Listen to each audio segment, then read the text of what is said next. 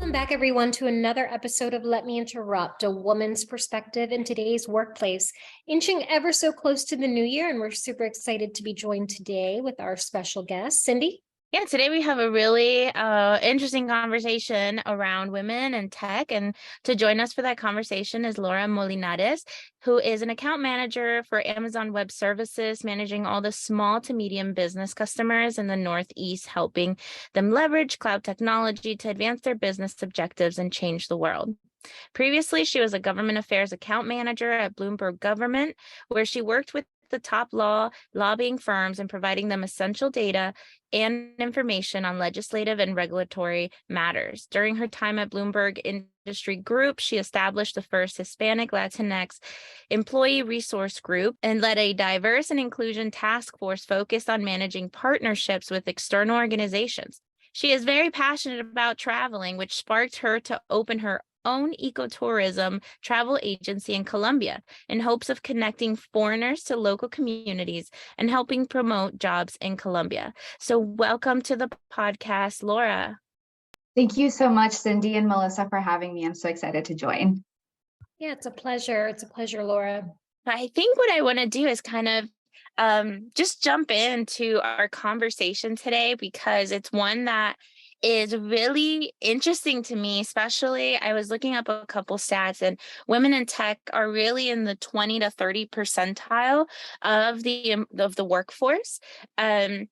And with your background coming from a non-tech, and you can elaborate on this too, but from a non-tech background, I'm really interested to see how you broke through.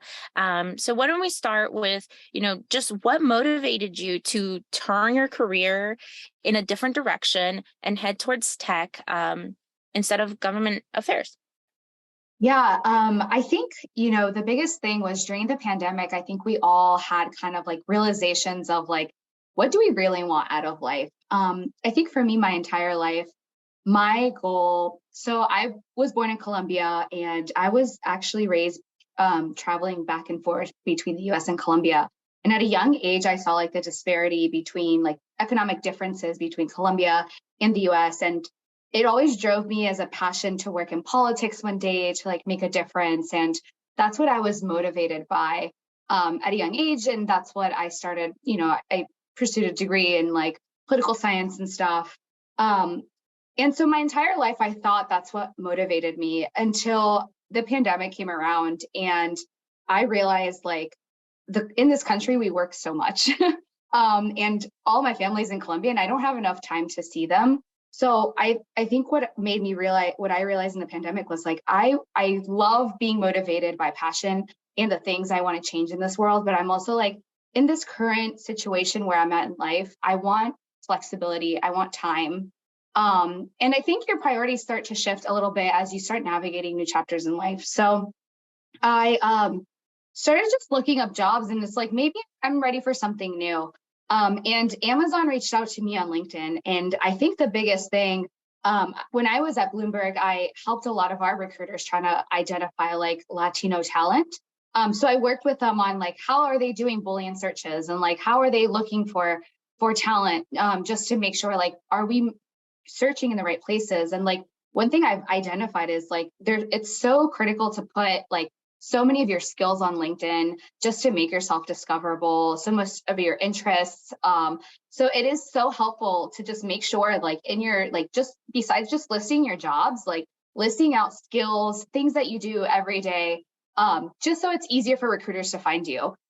So they reached out to me to interview with AWS, and I was just like, whoa, like, I don't think this is tech. Like, I don't think this might be my thing. I've never been in this role. It wasn't until I interviewed at Amazon that I realized like, wow, this is a place where I'm going to learn. So Amazon has a thing called Loop Day, where you go through a series of like hour-long interviews with different people. It's pretty extensive, but the people on these calls were just like fascinating to me. And they all came from different backgrounds. Like I met someone that was like a teacher. I met someone that was like doing something completely different in like transportation.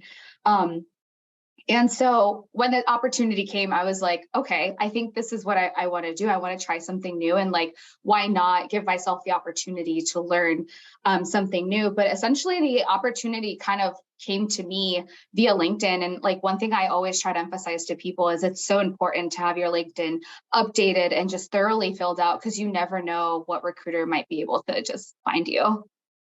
Wow. That's all right. So let's circle back to something that is kind of, it's something that I want to circle back on. So Cindy shared early on the statistics of some stats about women in tech. And you shared when Amazon reached out to you, were like, you know, me and Amazon, me and tech.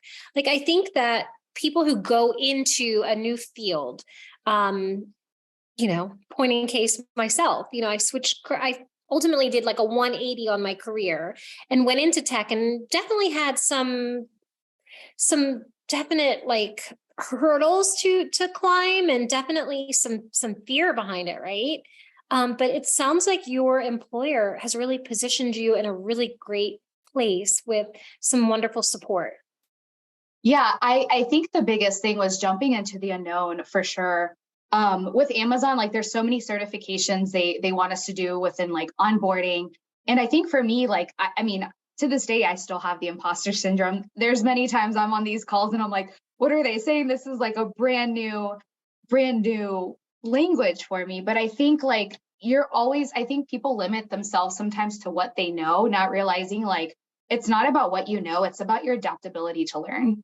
And I think that's just critical for everyone in any job. Like you can learn to do so many things if you just, you know, put the discipline behind it. So I think oftentimes people try to choose jobs where they feel kind of safe in, or where they feel like I know how to do this. But I think so much more women would go into tech. I think if a lot of us would realize like, oh wait, I can learn this. I also think tech companies need to do a better job at like scouting the talent.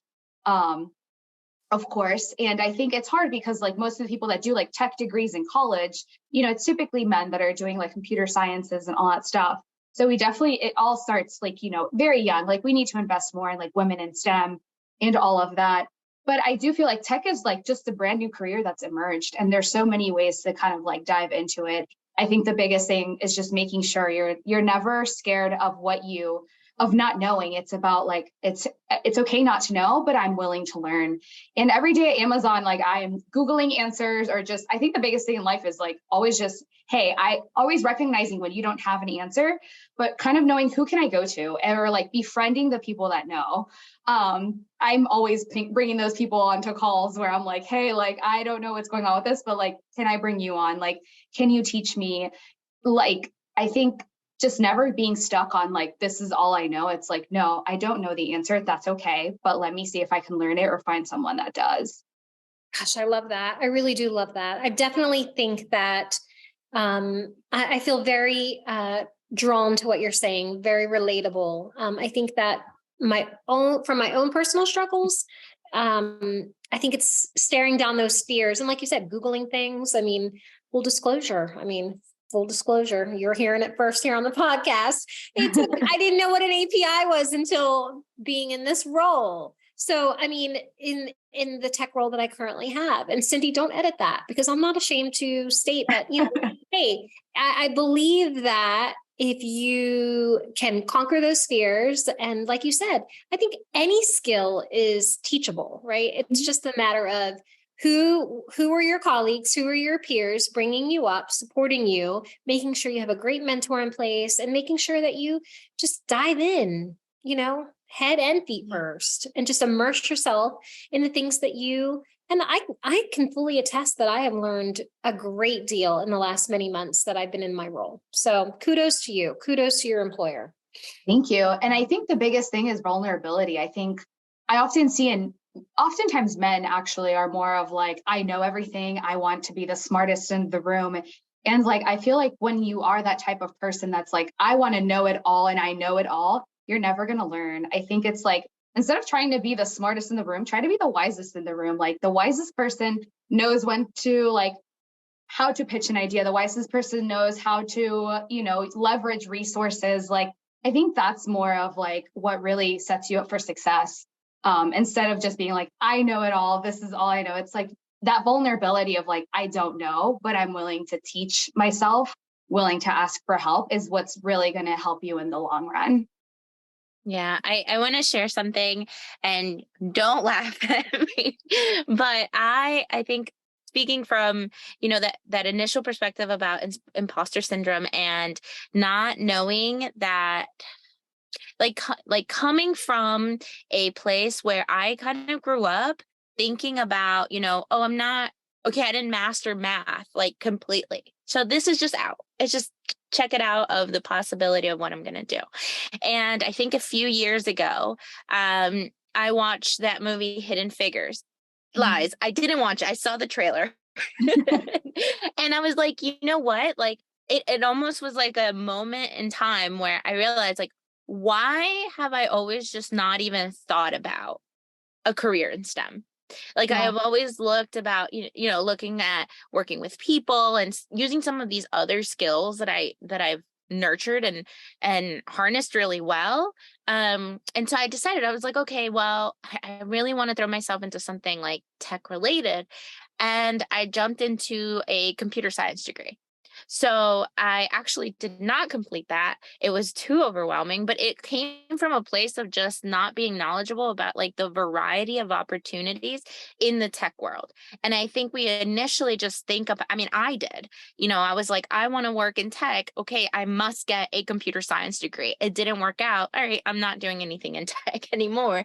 And that's just not the way that companies are structured now. So if you could kind of elaborate, on not having that tech degree behind you and some of those core technical pieces, how did you prepare to jump into that world and start that position?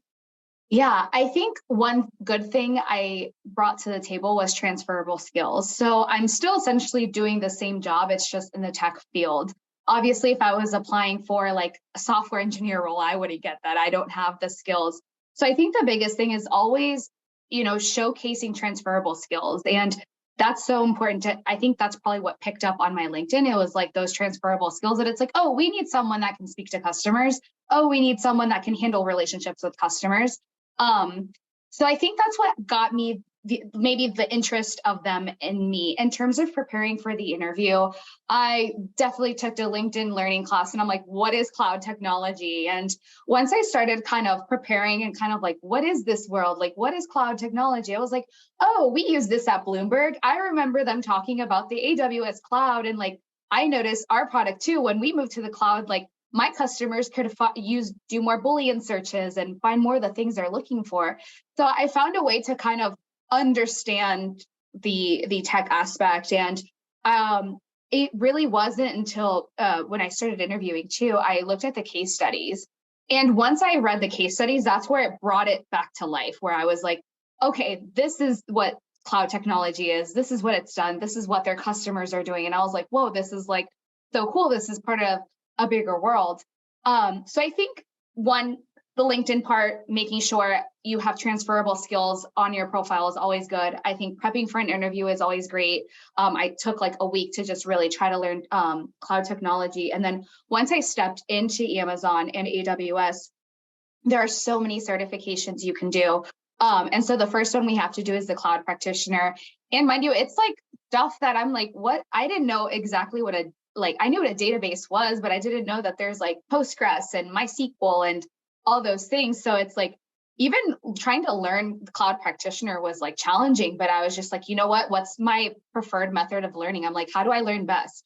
So I made flashcards. I took like quizzes. I took, just tried to like learn as much as I could. And there's so many certifications you can do. So I think the biggest thing is like identifying like what are the skills you have that you can bring to a table. Try to really pitch those in an interview. Make sure you understand in any tech interview, like what's this company's customers like problems, and like how is this company helping them solve it? Because that helps you really understand the value that you're bringing to the table. And then like once you're in, it's just like try to learn as much as you can, and just know that it's like it never stops. There's so many certifications you can do. I know Amazon has like a lot of different channels that builds like pipeline for different like employees. So like I know there's like a military apprenticeship program for people that I like leave the military and then they do like a whole year long or like a couple months of studying different certifications, earn them, and then they're employed by Amazon, and things like that. But I think traditionally, I always thought it was like, yes, a computer science degree. And while that may be true for a lot of the positions, I think there's a lot of transferable skills that you can bring to a table in different organizations. And I think it's just like learning how to leverage those to kind of just get your foot in the door, because once you're in, like you can learn it all. It's just about like getting the foot in the door. Yeah. So I would recommend any certifications. The Cloud Prac is always just a great start, at least with AWS. And I know like Google and Microsoft have their own respective certifications. So Laura, I'm kind of curious about something. So how much of your like day-to-day within any given day or any given week are you sitting there crunching the numbers or merging files or working in those databases that we were laughing about earlier? But how much of it is actually that versus how much of it is actual people management, project management, program management?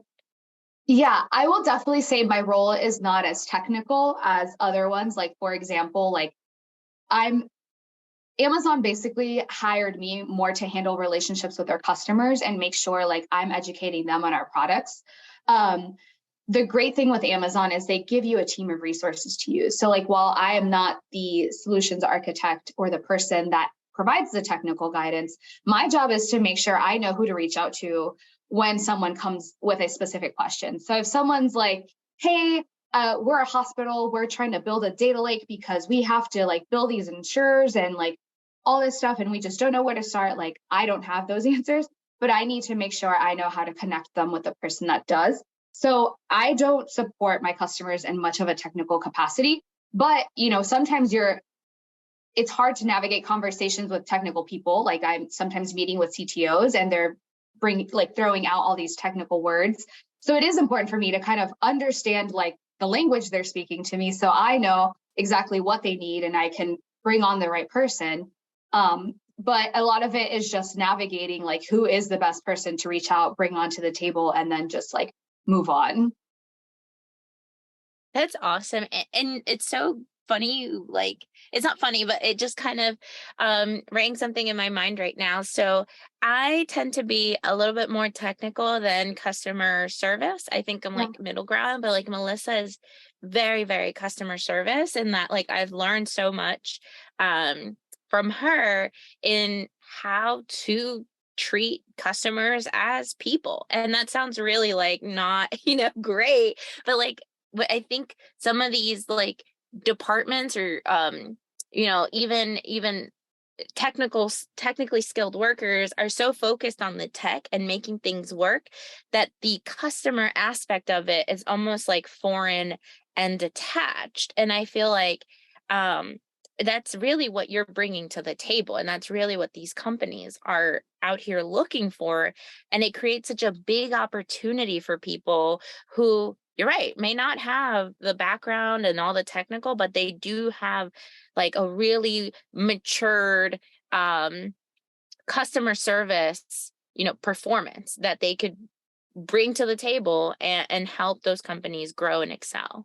Yeah, I think working with so I guess working at Bloomberg, my customers who are government affairs were all like lobbyists, big lawyers in DC, trying to influence legislation. So all of my previous customers were so relationship focused. Like they're the type of people that would be like, let's grab coffee, let's grab lunch, and like, let's build relationships. And so it was like that type of customer service was so different, because I'd be like, yeah, I'm coming to visit your office. Like, let me bring you lunch. Let me teach you what's new on Bloomberg to make sure everything's good for you. But in the technical world, people aren't always like wanting to be friends. Like they're just like straight to the point. Like, this is the problem we have. We need you to solve it. Like they're not as relationshipy type people. So I think that's been something that I'm learning to navigate. It's like, not all my customers like want to hang out with me, like, or be my friend. They're just like, this is a technical problem we have. This is what we need to solve. I think what I try to do is, aside from just being like, hey, like you have this, okay, this is a problem we need to fix your database. It's more of like, let's look at the bigger picture. Like, what are your big objectives? Like, what are your business issues? What are your business problems? Like, what are your competitors doing? Like, I understand how this piece of technology helps your company, but like overall, like, how can we use technology to advance even other things that you might not even think of?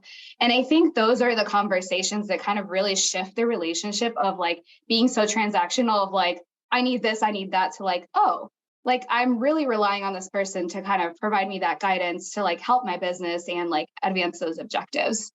Yeah, I think that that's a good point. When you can build those bridges and those connections with people, I mean, ultimately at the end of the day, I think like Cindy mentioned, you can teach somebody the tech skill, right? You can teach them all the technical requirements of the job, but it's those, like you mentioned, the transferable skills, the people skills. How are you interacting with the customer, the consumer? You know, do they feel valued? I like that. I like that's good. So I'm curious to know where's your career heading in the next 5 to 10 years? Where do you see Laura going? That's such a good question. I think I'm still trying to figure out. I think I love this role. For a while, I was like, I'm going to get my MBA. Maybe it's time to learn something new. And then once I started onboarding at Amazon, I was like, I am doing an MBA. And that's like a joke with so many people at Amazon because they just challenge your way of thinking, of problem solving, of doing things. Like they just have such different, like it's a unique place for sure. So I think I'm taking so much of what I can learn at Amazon, try to grow as much there. I do feel like I'm in a company where like it's easy to network. People want to see you excel. I don't feel stuck because it's large enough where it's like they encourage you to like move around.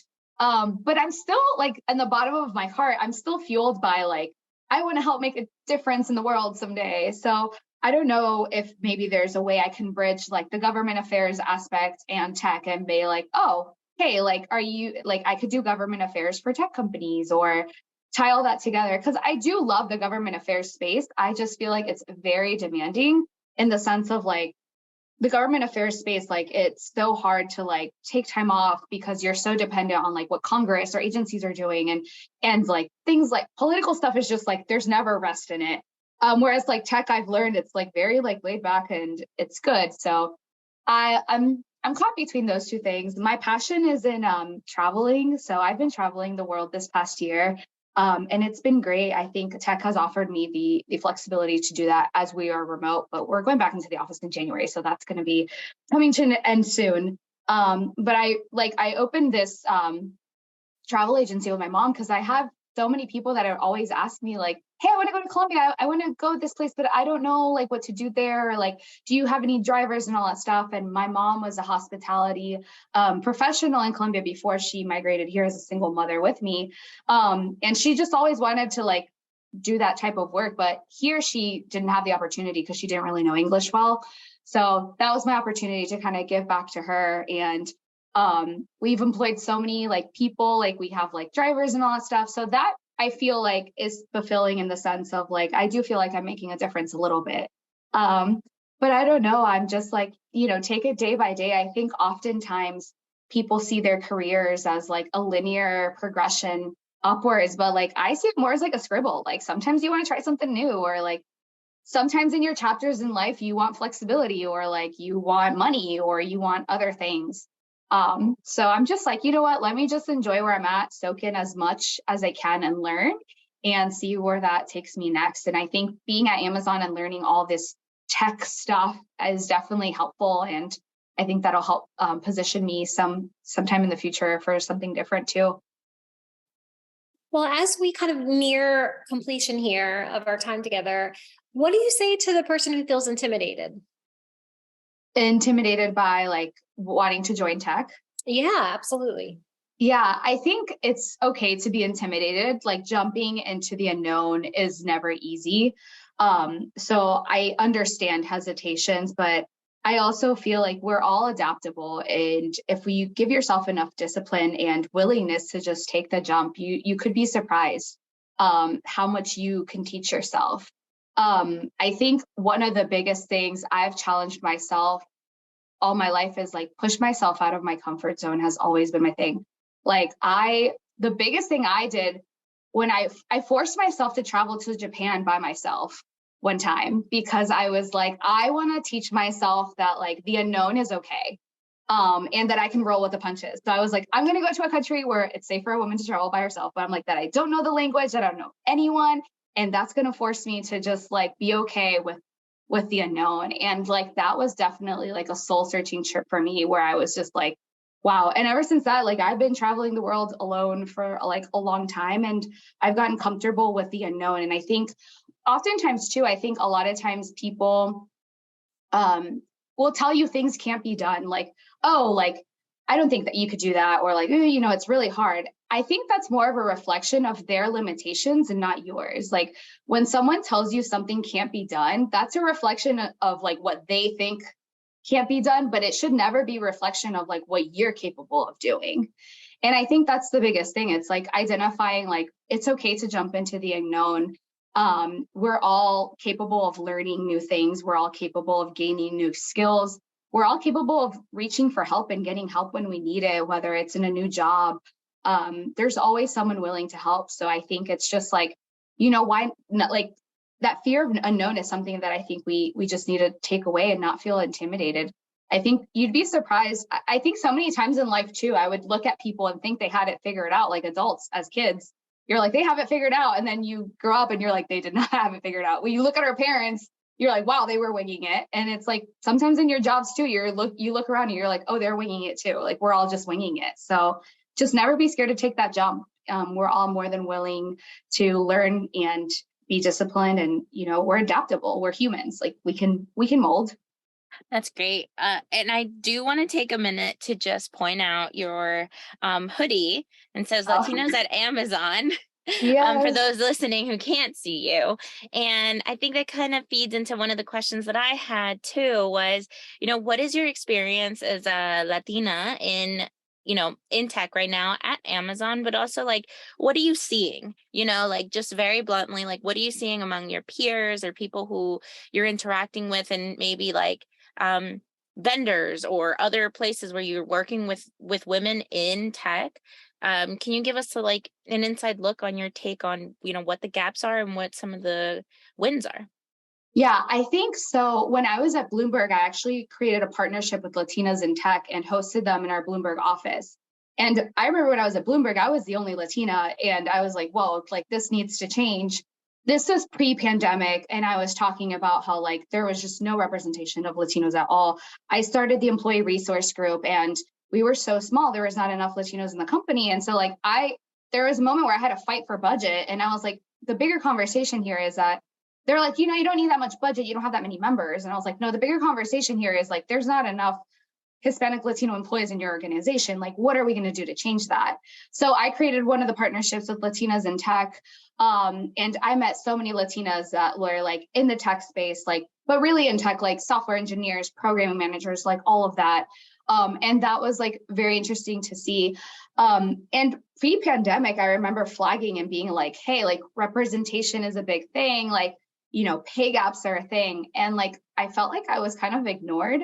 And it's unfortunate that the murder of George Floyd is like what made companies suddenly be like, oh my gosh, like we need to care about this. And it's like, some of us have been raising these issues for a while.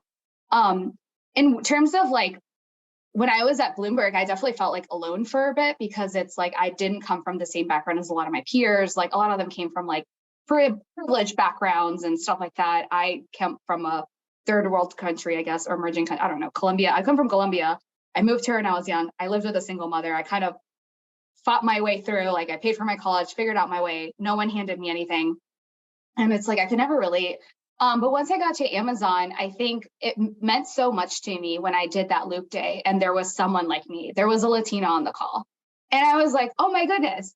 And there was a lot of diversity that I saw in the interviews throughout the interview process that I was like, okay, I like this.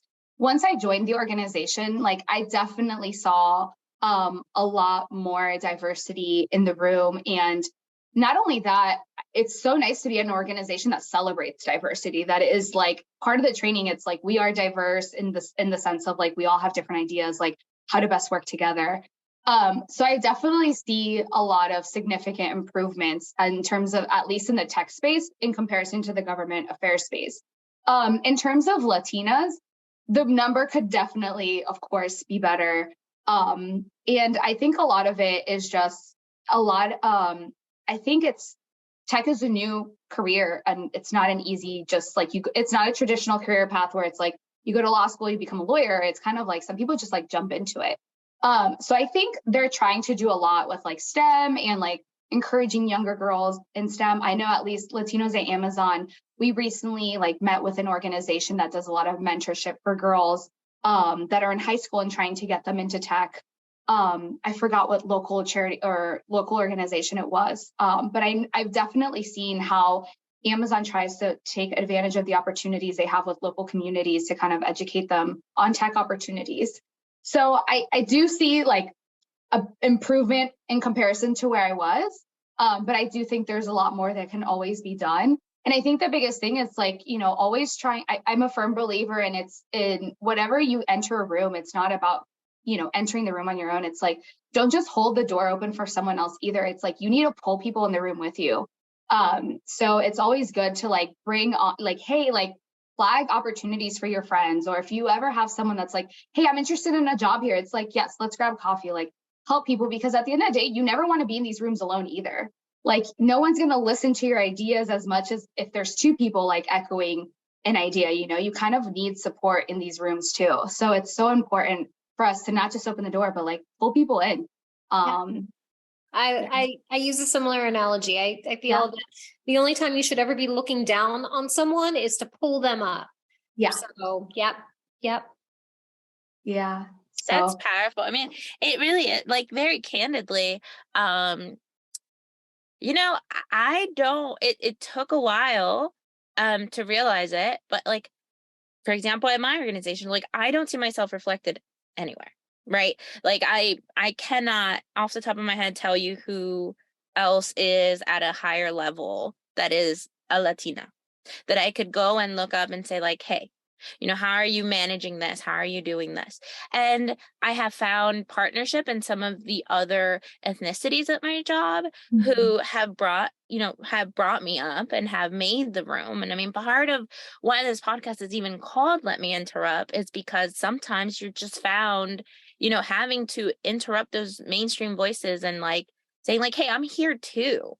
So I love that, Amazon has that built up, and I love hearing your take on how that can be really supportive to people and staff, and especially when you kind of feel like, you know what, I'm learning, I'm working up those skills. It's not about there are people sometimes that will just go behind your back and say like, well, so and so doesn't know how to do this because they're not techie. Well, it doesn't matter. It's like there's so much more wealth in like all of the other skills that you bring, and having those people that understand that and you can relate to and you can look at mentorship. I think that's so powerful, and I love to hear that in your statement that you just said. Yeah, I think mentorship is so important. And like, I think in organizations, I mean, it's happened to me too. Even, I mean, in my direct organization, I don't see Latinas in leadership either, which is why I'm like, there's two problems. There's not enough being pulled in the door, but also it's like not enough are being pulled at the top, But I think, when you see that there's no one at the top for you, that should also just be an indication for you, like that might have to be me. It's like that I might have to be that person one day. And it's like, I just want to make sure like I pull up others with me. Like when I'm up there, I'm fearless when I'm up there, I'm confident when I'm up there, and but that might have to be you one day. And I think that's like, see it as an opportunity one day of like, that might have to be me, and see it as like a trailblazing opportunity. But it is easy to get discouraged. You're just like, I have no one to look up to.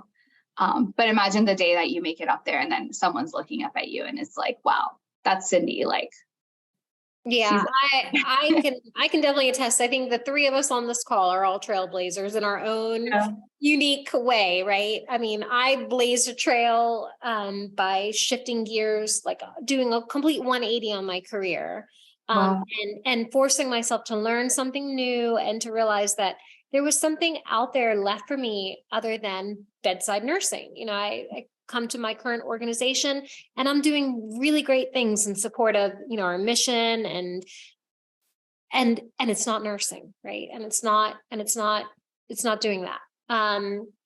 Cindy, trailblazer all over her. She's destined for really great things. So, and I'm just super fortunate to be part of her journey and get to see, it's like a flower. Laura, we work together, if that was Nice. I love it. No, but it's interesting, like what you bring up too, Melissa, of like you did bedside nursing and like someone would never think like, okay, how does that transfer over to tech? And it's like, you had to have some skills that you could transfer over, like, in order to kind of land where you are. And that's Sure. incredible. And I can't tell you, my favorite thing when I'm networking within Amazon, I always ask people like, so how'd you end up here? Like, what did you do? And you'd be surprised that like, I was a teacher, or like, yeah, I went to medical school and then I realized like that wasn't my thing. And it's like, they landed in tech. It's like, we all have transferable skills. So. And we always do this question as we get closer to the end. And if Laura from now today could see Laura possibly, getting into government affairs, or Laura during government affairs, at some point in time, what would you tell her to really help her get to where you are now, or motivate her, or, warn her? I don't know. I think learn as much as you can, network as much as you can. I think that's kind of what I did. I think I've seen every job as like a stepping stone. Previous to Bloomberg, I worked at an organization where I booked world leaders for speaking engagements. And I was like, okay, I'm going to use this opportunity to like really get to know like world leaders and speak to them and like do, and I knew that's not what I was going to do for the rest of my life, but it was cool. I got to like talk to a lot of secretaries of state and former presidents and all that stuff. And I landed at Bloomberg, and, when I got to Bloomberg, I'm like, I'm not going to be here forever, but like, what is it that I'm going to do here? What am I going to learn here? And I think when I was at Bloomberg, I was like, try to make as many relationships possible, especially because you want to be in politics one day. DC is a political city. Try to meet as many of your customers, build good relationships. So I think the biggest thing, it's like, I would continue to tell myself that, but I would say, don't burn yourself out.